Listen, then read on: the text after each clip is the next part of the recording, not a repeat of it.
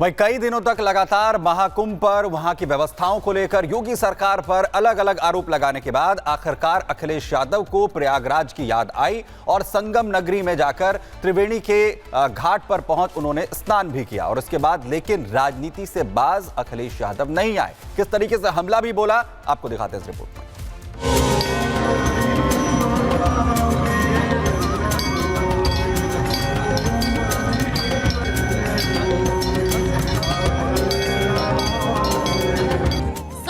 कुर्ता, काली कोटी और गले में लाल गमछा डालकर सपा अध्यक्ष अखिलेश यादव प्रयागराज पहुंचते हैं। मकसद महाकुंभ में आस्था की डुबकी लगाने का था, जो अखिलेश यादव ने किया भी। समर्थकों के साथ अखिलेश त्रिवेणी संगम में स्नान करते दिखे। उन्होंने भी सीएम योगी की तरफ पानी उछाला और फिर अखिलेश यादव मीडिया के सामने आए और बयान दिया कि जब मां गंगा बुलाती है तो आना ही पड़ता है।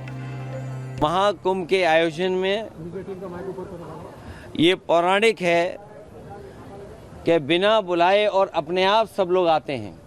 अपनी व्यक्तिगत आस्था है उनकी सबकी। आज हमें भी मौका मिला है। मैं आज महाकुंभ में स्नान कर करके जा रहा हूं। मैंने 11 डुबकी लगाई हैं। बंटवारे और नकारात्मक राजनीति के लिए जगह नहीं है। आज कुंभ का तो यही संदेश होना चाहिए, सकारात्मक संदेश होना चाहिए।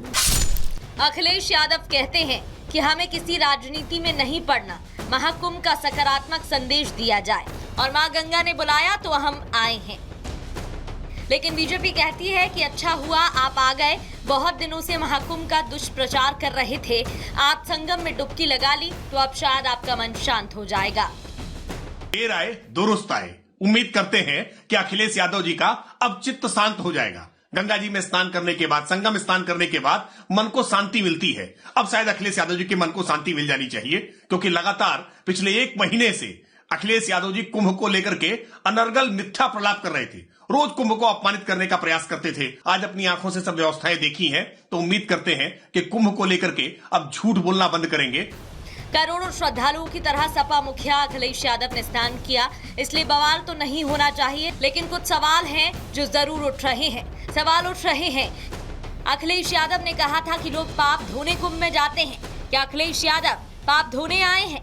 सवाल ये भी उठ रहे हैं कि अखिलेश यादव की संगम में डुबकी सियासी है या फिर उन्हें एहसास हो गया है कि उन्होंने सनातनी परंपरा पर सवाल उठाकर ठीक नहीं किया।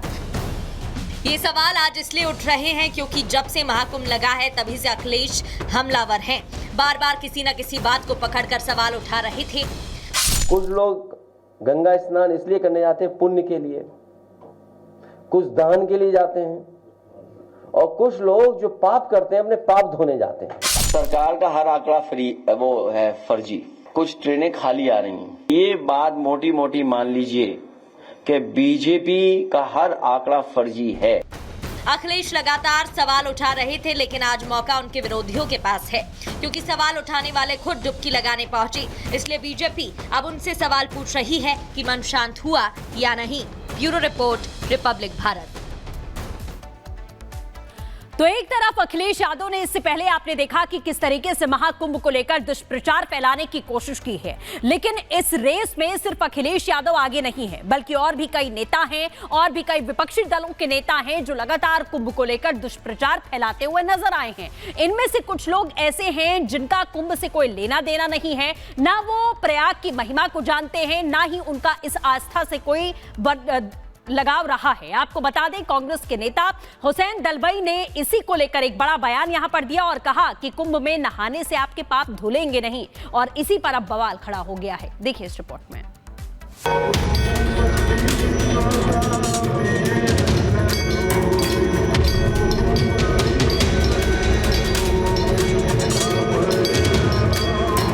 अब लाखों लोग, करोड़ों लोग अगर वैसे जाएंगे और ये करेंगे तो बीमारी एक तरह से आमंत्रण दे रहे हैं बीमारियों को।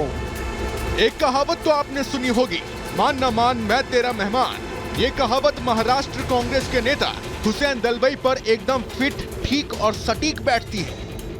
कांग्रेस के नेता हुसैन दलबई का महाकुंभ से कोई लेना देना नहीं, सनातनी परंपरा का ज्ञान नहीं, महाकुंभ में स्नान करने की महिमा नहीं जानते, लेकिन हुसैन दलवाई खामखा महाकुंभ पर सवाल उठा रहे हैं। हुसैन दलवाई कह रहे हैं कि महाकुंभ से ज्यादा अच्छी व्यवस्था हज में रहती है। महाकुंभ में नहाने से पाप नहीं धुलेंगे, बीमारियां हो जाएंगी। इतनी सारी भीड़ को एक जगह नहाने नहीं जाना चाहिए।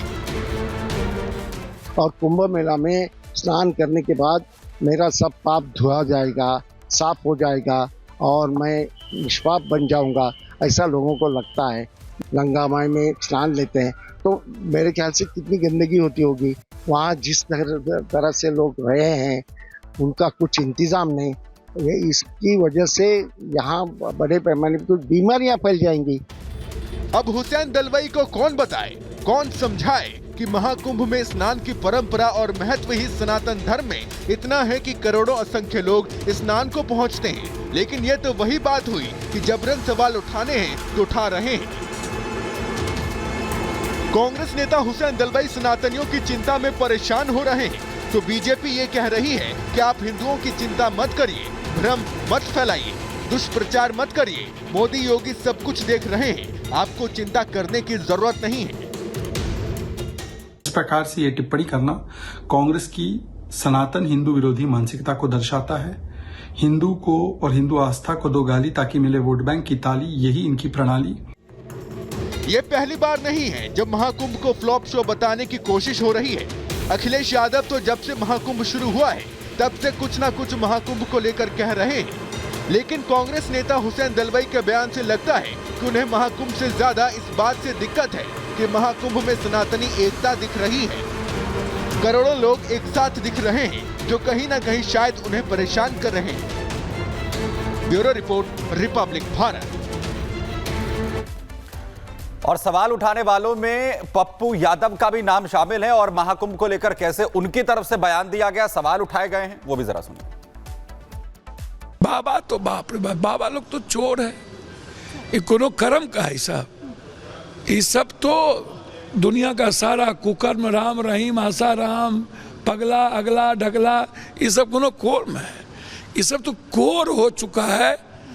गीता के विरोधी है ये लोग। ये जो ढोंगी बाबा सब बैठाए हुए हैं, सबको ये क्या करेंगे? कोई भी बाबा अच्छे नहीं है। एक कोट बाबा कौन अच्छा? 10,000 करोड़ का बाबा लूट के अच्छा? 1 लाख करोड़ का बाबा अच्छा? 2 लाख करोड़ का बाबा अच्छा? बाबा वो अच्छा ना जो साधना करते हैं। तो 1% संत होंगे, ऋषि होंगे, 99% बाबा ढोंगी है, चरित्रहीन है, कुकर्मी है और ये जनता को गुमराह करता है, ठगता है। ये चमत्कार के नाम पर जनता को अपना पैर छुआता है। ऐसे बाबा और ऐसे नेताओं से इस कंट्री को बचाना चाहिए।